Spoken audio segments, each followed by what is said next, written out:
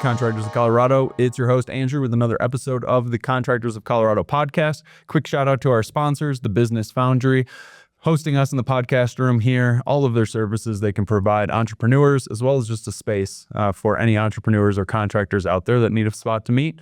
That's what the Business Foundry is. So please don't be a stranger. Come visit us. I'm here almost every day. And then also a shout out to the Builders Outlet, our material supply partner up in Denver next to Empower Stadium. Cabinets, doors, windows, trim. Tell them the Contractors of Colorado sent you, and they'll take care of you. Our guest today, one of my favorite contractors out there, Miss Brandi Jennings. Hi, Brandy. Hi, Andrew. So you're with BFAB Construction. We're going to jump into all things construction, and we'll see where this conversation goes. I'm sure it'll be entertaining at the very least. But tell us a little bit about yourself. You have a very dynamic history in construction. Just tell us about you as a person. I do. So I started out, I was in nursing school when I was, from 17 on. And I was in my third year of nursing school on the Gulf Coast. And I was in a preceptorship in an ER, doing rotation with a certified nurse. And I was asked to change an old lady's diaper. And old to me at that point was 40. So I changed my major the next day and went into welding and blueprint reading, and I started building boats. And so I was working on boats and dry docked oil rigs and welding and ship fitting, and I became a journeyman pretty quick and continued my boat building career out in Washington State. Was part of building the X-Craft for the Navy out there on Whidbey Island. And then I moved to Colorado when there was no water. So I went into general contracting. The BFAB construction stands for Brandy's fabrication. And so what happened is I had a side business because I've always been an entrepreneur. And so I was doing handrails and stairs and things like that with BFAB at that point as a sole prop. And as my career took off in general contracting, from being on my tools, building gas stations, to being a superintendent, to being a project manager, to getting my own license and my own crews and my own company, I incorporated into BFAB construction. Awesome. Yeah. I will say you're probably one of our most licensed contractors you've had. It feels like a license everywhere from A to C, everything in between, all the counties, wherever you've had projects over the years. So a wealth of knowledge. It's great to have you on today. Thanks for having me. Yeah. I always love it here. Of course. What about personally? What are some things you can say about the audience that tells them a little about Brandi as a person? Oh, I have a very colorful history. I've been in recovery for a long time. I've been a part of the recovery community for a long time. And so life has not always been easy. I had kids very young. I got into my active addiction at 23. Got clean at 36, for the first time. And it was, I started really, I was building boats and back in the day, when everybody was using on job sites and things like that, it really wasn't frowned upon. It was more encouraged. And so when I got clean, I really started to flourish, And so that's, when my career really took off. And so I'm a big part of the recovery community. It's a lot to me. I try to stay involved in different 12-step fellowships. I stay involved with the community on the basis of helping addicts recover. And, the lie is dead. We do recover. And, here we are living proof. I love it, when people from job sites or just different places that I've mentored reach out and say, hey, myself or my loved one is having a problem. I see that you've turned your life around. Nobody even knows that part about me a lot of times. And how can, what do I do? How can you help? And yeah, so it's a big part of my life. You're a great person to have in our community. One, because what you're talking about it's not some uncommon story. Right. It is in the trades. A lot of, we have a joke like there's not a lot of people that get in the trades for fun. It's kind of something that happens to you at some point in your career. One, that's something that we want to change as a community of, contractors, is like, let's make the trade sexy again. Sure. Like let's make this something that our youth in our communities and across the state and really the nation want to be a part of. Sure. And I think you have a solid part of just being a mentor. I mean, that's what your role is as a preferred contractor in our program, is to be this mentor for contractors coming out of our GC course that graduate, and then great, you've hit that milestone. Now what? Seems to be a lot of the feedback. Sure. Where do I go? Or I want to do work in Denver, but I'm falling short on the requirements. How can I get some of these skills under my belt? How can I get some proof of projects and things like that? And then that's where you can step in and work with them in a way that isn't playing in the gray area. Right. And that's something that we see so often with these guys that have been doing construction work and don't have their license. They'll ask somebody else, hey, I'll pay your fees or whatever. Can you help me out and pull a license for this project? And it's something that is commonplace, but we need to get away from in the industry. And I think you've been the perfect guide and mentor and resource for our community. So I wanted to bring you on and say thank you. Thanks. Of Yeah, course. absolutely. And it's my pleasure, right? We have a saying where I come from that you can't keep what you have unless you give it away. And so, when I see different posts sometimes on the Facebook page and stuff like that, like I need somebody to pull a permit, and then, people getting attacked. Well, yes, you do. And no, you shouldn't do it that way. However, there is a way to go about it that is not in that gray area. And that's that you have a licensed GC, pull a permit, oversee the job with you as a project manager. That way you get the experience that you need, and you check that, that goes on your work history for like the city of Denver or whatever. Yeah. No, you can't run the job yet. No, you can't pull a permit. No, I can't pull a permit for a fee and then stay away from the job. It's not a thing. It's not legal. And I wouldn't put my business or my license or my the respect that I have in the community aside for that. But there is a way that I can help you, and let me show you how. Yep. That's exactly what we need, is somebody who has that ethical backbone that is going to come in and say, I am here to help you, but I am not here to do probably the path of least resistance for you, which, sure, hand me money, let me get your permits, and I'll disappear until next time.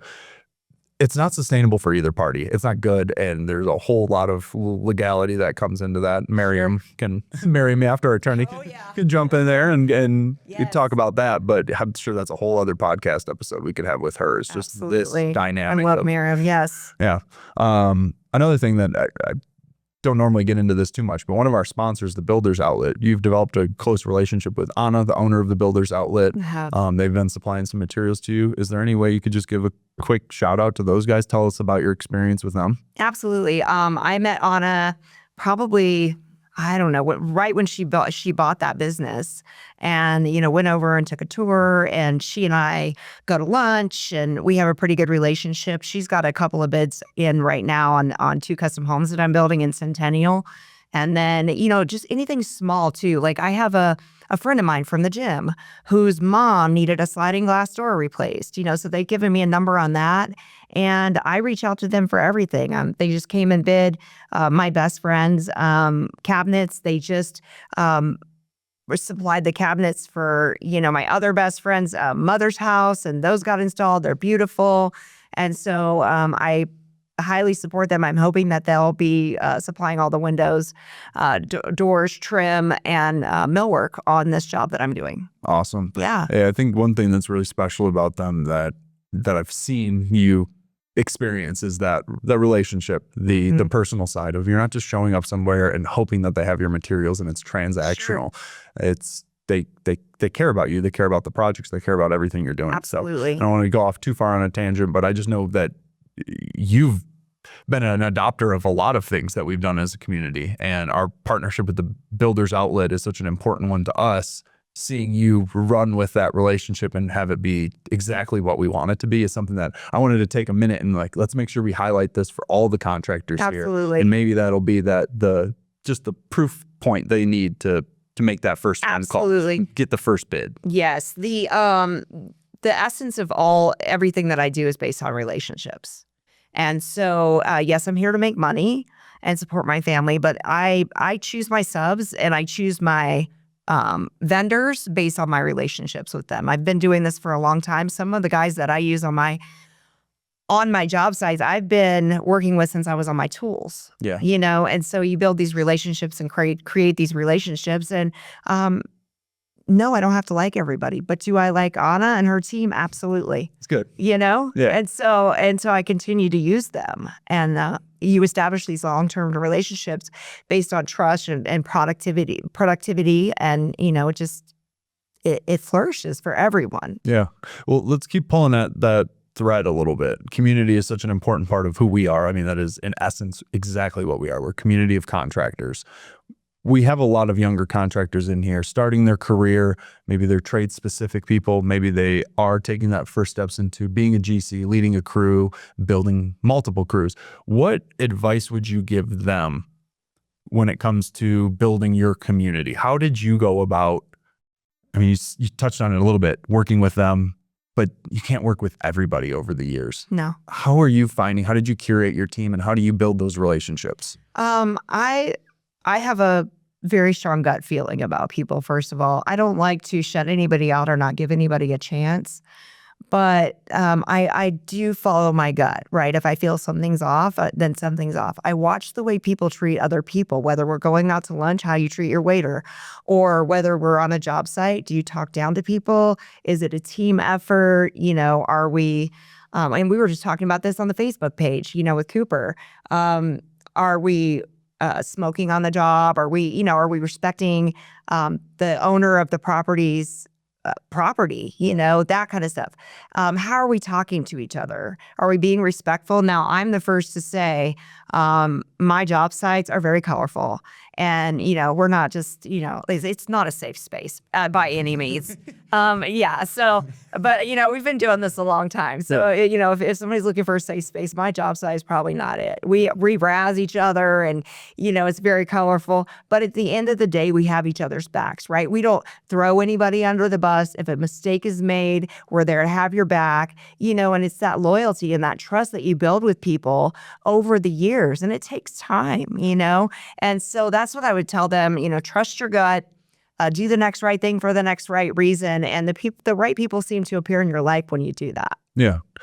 That's great advice. I think the safe space, a joke about it, because there is an edge that comes with the trades. Absolutely. And a lot of people, it might turn them off. It might be for a lot of other business professionals of like, oh, wow, I'm not used to this kind of attitude or just approach on life. But it's tough work a lot of times. It's very physical.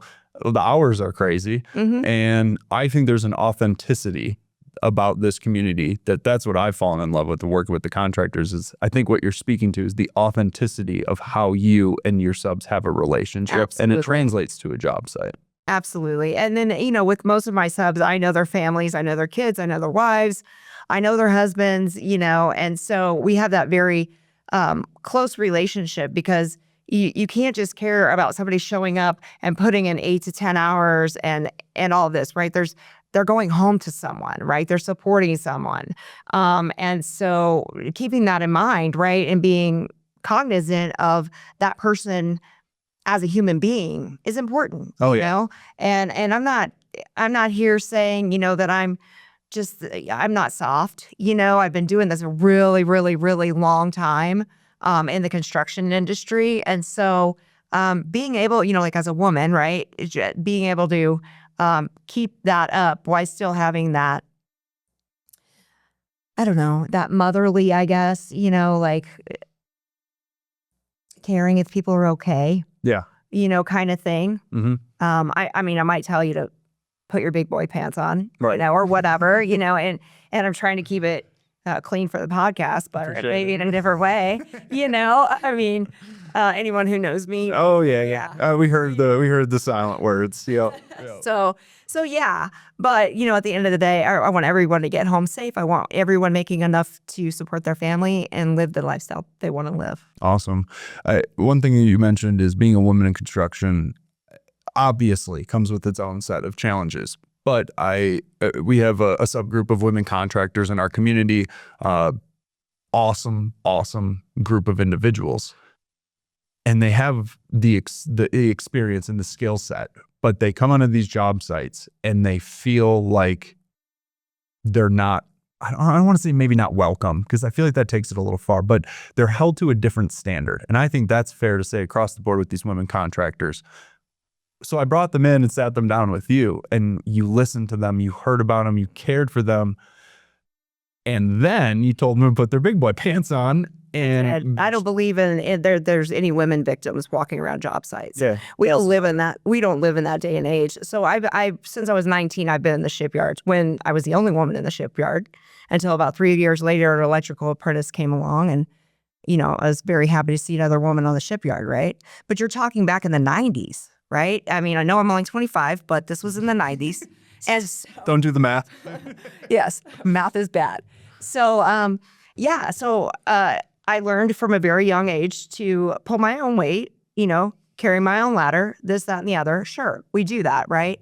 But if you're walking around feeling like a victim, or like somebody's looking at you different on a job, that's your own perception. If that's happening, what do you, if you're really running a company and running a crew or running a trade, you have control over that. And so the way that you carry yourself is the way that you will be perceived, right? It's the energy that you draw.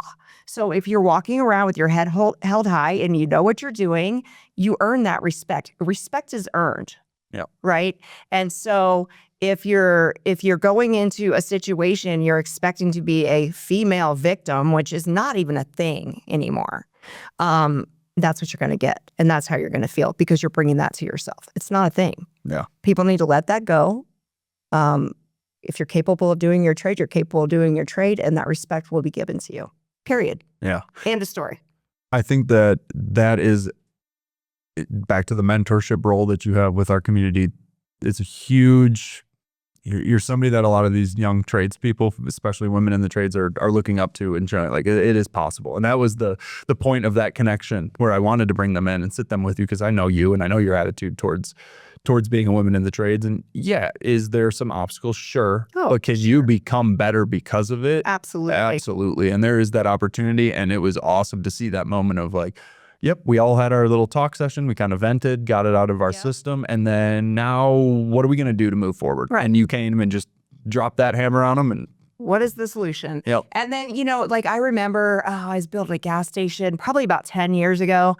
And I had all my subs on there, and I'm in the, we're all in PPE, and I forget who it was, but some guy walked up to me and he said, "Hey, little lady, can you go get your boss?" And so I was like, "Yeah, sure, I'll be right back." And I just left the job site and went to lunch. And one of my guys walked up to him and said, "You didn't tell her to go get her boss, did you?" Yep. It's those kind of things. And it's fine. But did I feel disrespected? Absolutely not. Was I going to razz the guy for doing that? Absolutely. Right. It's nothing that I have to go home and hold my head low and say, "Oh, he thought that I was somebody measly on the job site." Who fucking cares? Right. Excuse me, my language. Oh, it's okay. I'll go clean the toilet on a job site if I need to, right? So it's a team effort, right? I wouldn't ask my team to do anything that I wouldn't do myself. Yeah. It is. You walk into those preconceived notions of what the roles on the job site are. And I think that's where we're at. I think there is potential for everybody to play this game now. And things in construction are getting, I don't want to say like desperate. Like, we're not desperate for labor, but we know the trajectory. We know that high quality contractors are ending their career. Aging out. And if we're not replacing that knowledge, or we're not giving that knowledge down to these, the young bucks trying to make their name in this game, we're all going to be worse off because of it. Absolutely. And so I think we're now looking at everybody and saying, all right, like let's take everybody seriously here, because all we need is good quality help. I think that's exactly what I want of you out of this community, is just be that. Even your presence around here means a lot to everybody. I appreciate that. I appreciate you guys having me. I went to a women in construction event the other day, put on by like Emily Griffith and CITC and those guys. And it was really good to see, it was for trades, and it was really good to see the young lady apprentices, being recognized, and that this is something we're pushing now. This is not something we're shying away from anymore. There's tons of women in construction now. Yeah. Even 10 years ago, it was, pretty unheard of to be a GC around here. I think there were 5 of us. Awesome. In Colorado. And now there's more, That's amazing. Well, we're going to keep the pedal to the metal there. We're huge supporters of everybody in the trades. You know, Absolutely. if you need anything, if you need a connection to Brandy contractors, reach out to us. I'm happy to make that conversation. Just pick her brain. An amazing resource for our community. So I want to pivot the conversation a little bit to some trends that I'm seeing out and about in the construction world right now. You do a wide scope of projects, commercial, residential, everything in between, custom builds. What are you seeing in both of those fields right now, commercial and residential? I'm seeing commercial tenant finish dwindle a little bit right now. That's what I have been seeing. I have been seeing a lot of residential remodels and new builds going up for like townhomes, and I'm building a couple custom homes right now. One thing that's been a steady stream for me is insurance put back after remediation or abatement. And so regardless of whatever trends are going on, you know, we can always stay busy. There's always work to do in construction. And so I feel like, you know, with things that are going on in the economy and stuff like that, I feel like everybody's just kind of getting used to what's going on and moving forward. It's kind of like my, you know, portfolio right now, you know. You might take some hits along the way, but it'll go up eventually. Yep. And so, you know, I am very busy, 100% very busy. In fact, I'm looking to hire a project manager right now. But I started my business in 2008, Andrew. Right. You know, I've never had a problem finding work. And I think it's just the mindset of, again, the next right thing for the next right reason, and the things fall into your lap. So. Yeah. Well, let's hit on that a little bit more, because a lot of the men and women in the group, I hear it all day long. We're slow. We don't know where our next job's coming from, or we're good for the next month. But after that, you know, they're starting to get scared. What's next for us, especially in a time where it's supposed to be peak season ramping up here. What's your strategy been? Relationships seems to be a common thread. I imagine that's a lot of it. 100%. I've been around a long time. And I have long-term relationships with people. And so, as you know, I don't even have a website. You guys are actually finishing up building my website right now. I had one years ago when I was a preferred vendor for the University of Colorado, because we were required to have that in order to be one of the 5 contractors selected. Yeah. But 90% of my work is word of mouth. Mm-hmm. And so I have a digital business card, and I meet people, and I always talk about what I'm doing, you know, whether it's my personal life or my work life. And people just call me to do work, yep. You know? And I think if you have strong relationships with, like I do, with different remediation companies, abatement companies, that pays the bills while the big projects aren't going on. But they always come around, you know, whether we're in a permitting process hold or whatever, you know, the jobs are coming down the pipelines. I have friends of mine that own roofing companies, you know, they don't do interior work. I do that. I work for a bunch of people who do flips, you know, and I go walk their job site with them, and I tell them what the number's going to be to get it to where they need it to be. And then they see if they can plug that in. And then if they can make a deal, great. If they can't, they got out of that. Could have been a nightmare. You know. And so I actually have 2 properties right now that I'm in the process of flipping for some of the women in real estate. Amazing. So let's talk about that as well. You're just throwing all the good stuff at me. I'm like, all right, hey, let's stay on that. Let's keep pulling at that thread. You're an investment-friendly contractor. I am. You do consultations, walkthroughs. You have a consulting arm of your business to mm-hmm. be able to, you know, even if the project doesn't come to life, which in investing, very many times it's a lot of research. A lot of the smart ones are doing a lot of research up front, a lot of walkthroughs. You might do 5, you might do 10 before you pull trigger on one. Yeah. Having a partner like you to be able to do that alongside, extremely valuable.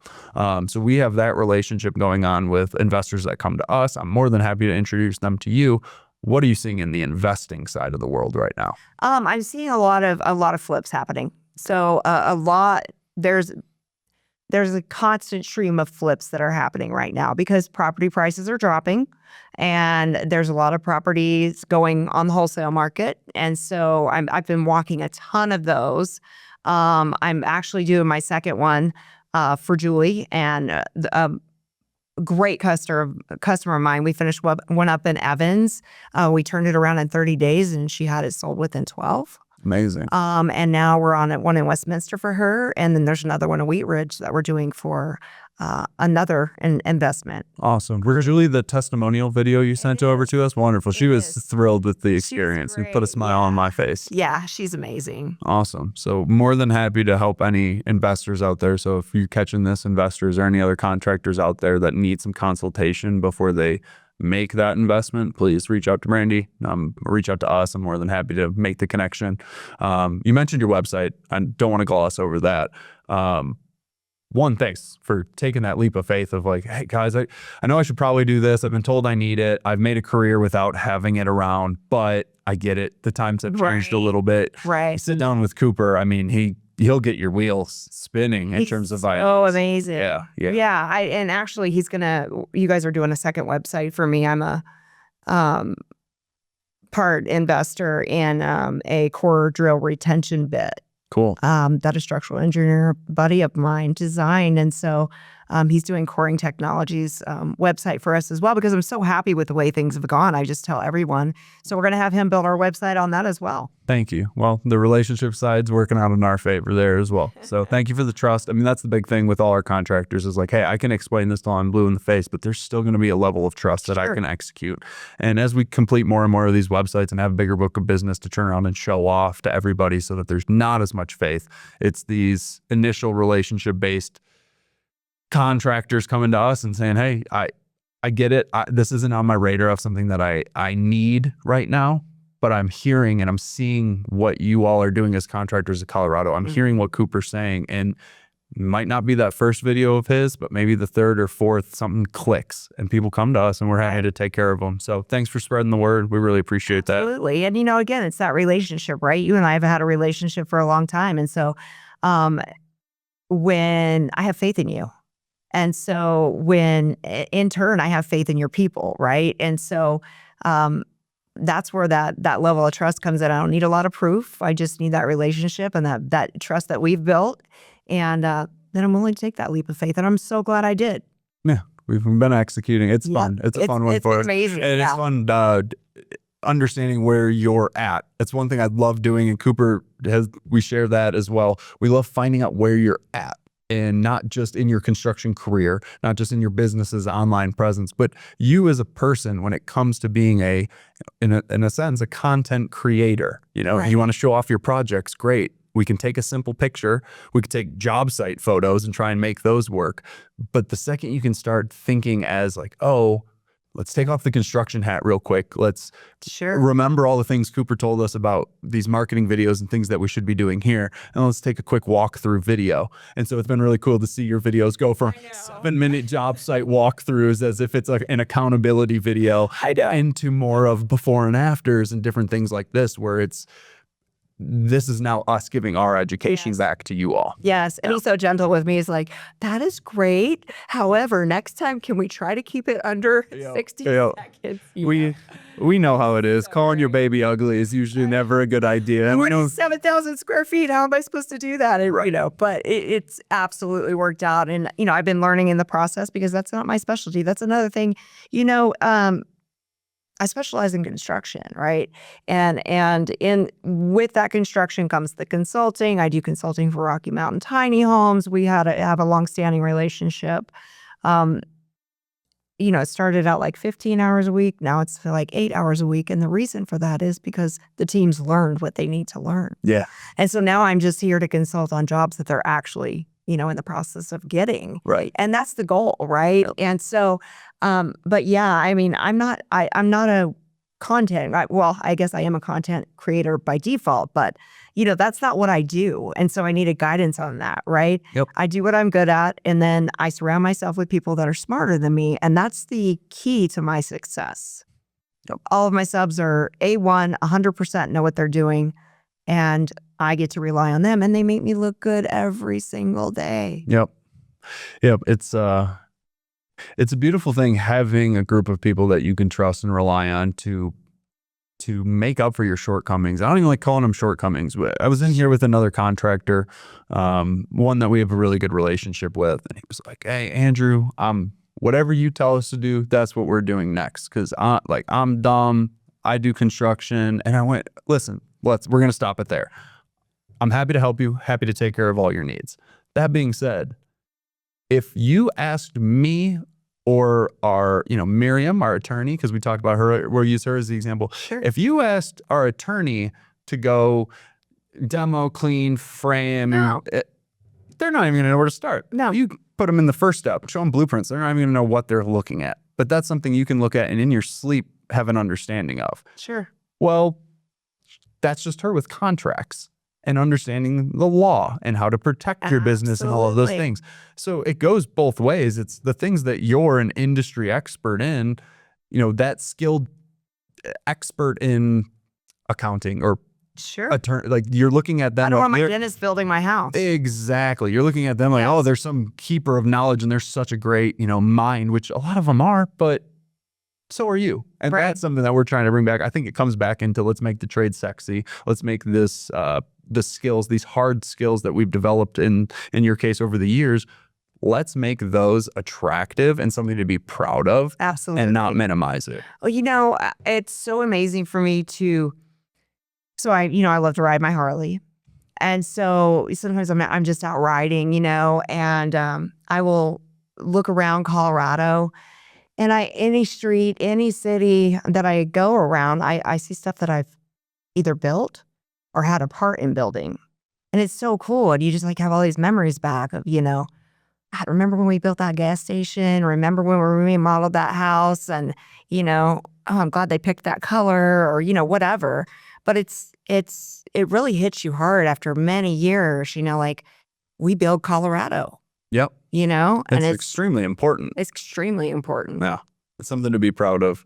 My best friend growing up, his dad was a crane salesman. Okay. So we played baseball together, travel, everything. We were always together. And gosh, I wasn't in the back seat. Oh, you see that crane there? I did those. Oh, our crane built that building. It's an amazing thing. I love it. Yeah. And it's awesome to have an ecosystem too, where now it's not just what you've built. It's I know the guy that built that, and that project over here from the airport to a small fix and flip. That you're cruising through Denver on a date night, and you can point out to whoever, and this is something to be proud of. So absolutely, that's awesome. In our last couple minutes here, I wanted to give you the mic. What's next for BFAB Construction? What do you got on the radar? Well, we're building, like I mentioned before, 2 new custom homes in Centennial. And one we're building for the architect's daughter, and one we're building for the developer that built the townhomes that I live in. And nice. So it's pretty good project. We're just about through. We're getting ready to dig here within the next 10 days. And so I'm really excited about that. And like I said, I'm doing another flip with, actually 2 of them with 2 different women in real estate. And then I've got some commercial stuff going on, some tenant finishes going on. Yeah. And I've got about 26 insurance putbacks that I'm doing right now. So getting those through the insurance process, Paperwork. What's up next to BFAB? Working with the adjusters, which is always fabulous. Thank God I've been doing it for many, many years, because, I acted on behalf of the customers with the adjusters, And then I'm actually, my dad lives on Woodby Island, Washington, and his water heater busted. I think I told you about that before. And I went down there for the remediation portion of it, and then went back and forth with the insurance company about what they were going to pay to put it back, and settled on that. And so now I'm sending 2 of my guys out there to do it because I have faith in them. I don't want anybody else working on my dad's house. Yeah. That's awesome. Yeah. That's awesome. Well, I've really enjoyed this today. It was great finally getting to sit down and bringing you in here. The podcasts are just always a good time. Yeah. I think it's one way that we can get in front of our audience, have a casual conversation, but keep it professional and do what I think your role around here is. Just spread the word. What's going on in the industry? Sure. Be a resource, be a point of contact for all the contractors. So again, I know I've said it a few times, but thank you for being a part of what we've got going on. Thanks for having me, Andrew. of course, anything else you wanted to get out today that we didn't get to cover? Go Nuggets. Go Nuggets. That's right. All right. Well, that's it for today. Thank you, Brandy, with BFAB Construction. A pleasure having you on. That's it, everybody. We'll see you next time on the Contractors of Colorado podcast. Bye now.